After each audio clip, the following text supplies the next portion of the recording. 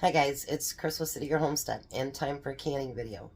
I'm going to try during this month to catch up on some of the things that I need to catch up on canning, that I'm running low on or that I want to recan or whatever. And I'm going to be joining collab. It's called Canuary but with a capital C, and it has Sean at She's in Her Element, Leslie at Edic Family Homestead, and Lynn at Bucket List Homestead. I will leave their link below so that you can give them a check and see what you think about their channels too. I watch Lynn all the time. Love her to pieces. So, I am going to can chili. I know you guys have seen me do it before, but there's always sometimes new people. So, the first thing I'm going to do, I'm hoping that I can fit everything in here because I'm doubling up my chili because I don't want to have to do it like twice a year. And now that I've been discovering more meals that I can use chili with, then, you know, my chili goes a lot faster. Now, with the canning of chili, if you don't want to can it, you don't have to. You can actually freeze your chili as well in baggies. Just, you know, get them frozen and you'd use them just like you would out of your jar. So people that think, I can't do that. Yes, you can. So I'm going to turn my heat on. And then I have some of my frozen onions. Hopefully enough of them thawed out. Whoa. I made a mess on the floor. Not too bad a mess though.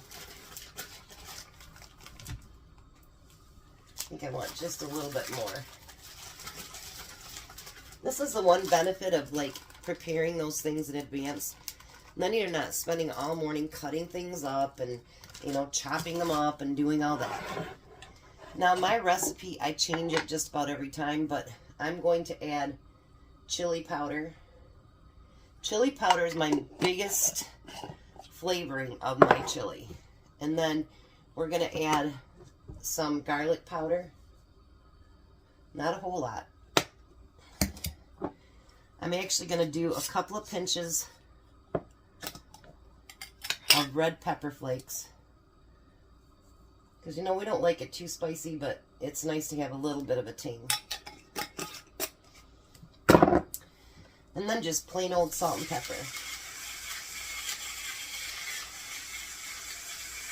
Now, I'm not going to put these spices away until I get everything added. And then, one second here. And then I'll go back through and taste it. The one thing when you're canning chili or your soups or anything like that, make sure you taste it before you put it in your jars, because you want to make sure it's the taste that you want and how you want it to taste. So, you know, even if it takes dirtying up 4 or 5 spoons, do it. That way you know when it comes out of your canner and you use it, it's what you want it to taste like. Because sometimes, you know, especially if you're following a recipe, it'll say 2 teaspoons of this or a teaspoon of that or whatever it happens to be, and that doesn't align with your flavor. So make sure you flavor it for yourself. So I'm going to get this fried up, and then I've got 8, 10 jars of stuff to open. So hopefully, like I said, hopefully it all fit in there. If not, I guess we'll just have to mix it in a bowl. We'll make it work. Alright, so the hamburger is cooked. And if you notice, the meat looks very seasoned. I decided to only open 3 cans of everything, and then if I've got room, I'll add the 4th. So I'd gotten these from Kroger, even though they say on here, McTraders, if you can see it. They were 50 cents a can. So I had bought quite a few, and Tom's like, if you'd use those cans, I'd have so much more room. And so we're going to use those cans up today. Well, not all of them. I've got like 30 of them. Because at that price, like, why wouldn't you? And then I've got 3 big cans of tomato sauce. And like I say, if I've got room, I will add the 4th cans. I only plan on canning 7 quarts today. But if I have more, I'll either do a second load or I will freeze it.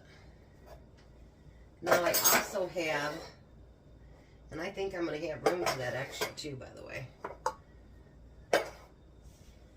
because I am going to make something with chili tonight too as well. So then I have my own home canned chili beans, and I've got 2 quarts of those.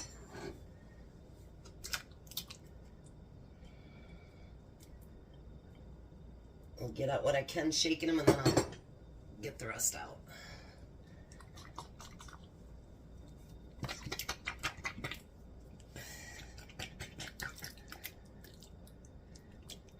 And these chili beans are amazing. Amazing.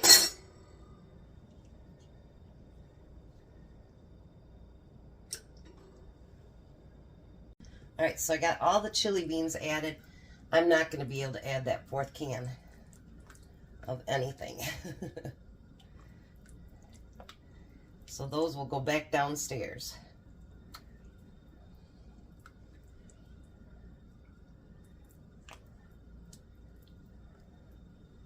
And this way it's a nice beany, nice thick, meaty chili.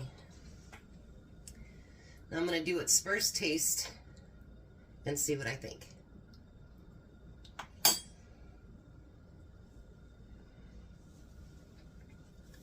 I'm going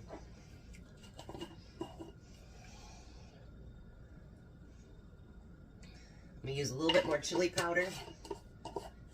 I don't need any more garlic powder. I can taste the garlic just fine. But I'm going to use just a little bit more of the red pepper flakes. Let's get all that mixed in. I know I was only going to use 2 cans of everything, and then I got to thinking, if you add all the ounces up, that would only come up to less than 4 quarts. And I would like to get 7. We'll see how close I get to that. They look beautiful. Clean spoon, next taste.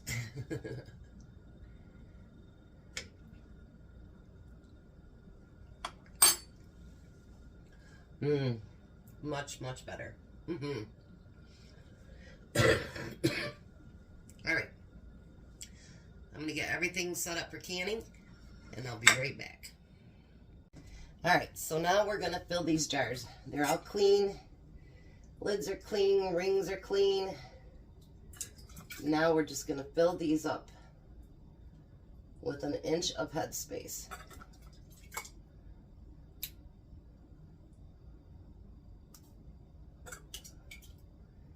And notice when I try to stay clean, that's when I get all the stuff over the side.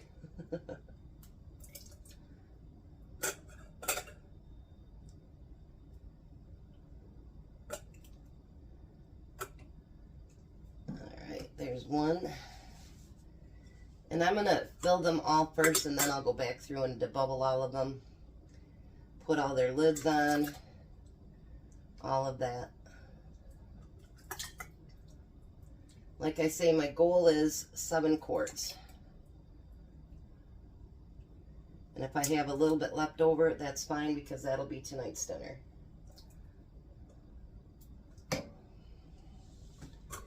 And I'm putting everything in cold, cold, and cold.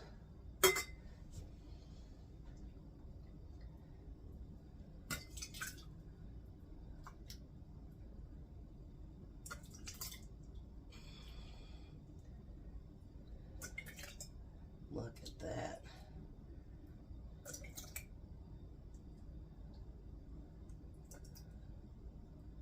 All right, let me get all these filled up, and then I'll be right back. All right, so this is all the chili I had left.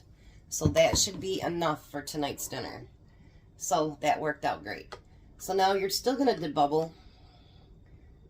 I did have to take some out of some to make sure that it wasn't past the 1 inch head space. But you're like, it's just liquid and stuff. It is, but still debubble it.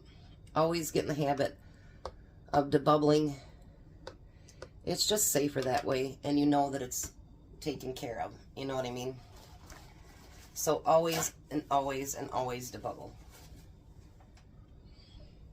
My jars are definitely going to have to washed off after they get done canning because they are a mess.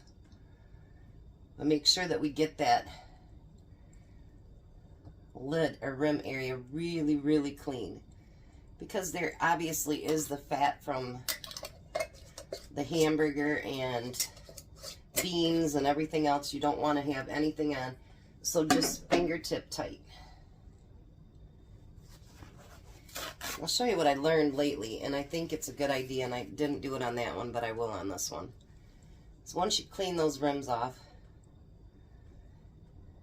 and remember, you're feeling for any chips or anything like that while you're doing this process. Now what I learned was go ahead and tighten it up and then back it up just a little bit. And if I find one that's really messy like that one, I'll wash it off before I put it in.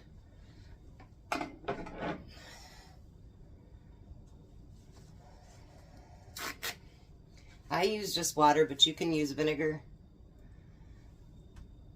But I heard somewhere that the vinegar actually is not good for the lids anymore, the way, or the rings, the lids anymore, the way that they are made now. I'll back it off just a little bit. Alright, let's get those filled up.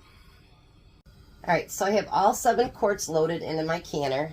You do have to pressure can this. It pressure cans for 90 minutes. I am waiting for it to build pressure and to vent through the vent hole for 10 minutes. That's very, very important that you do that.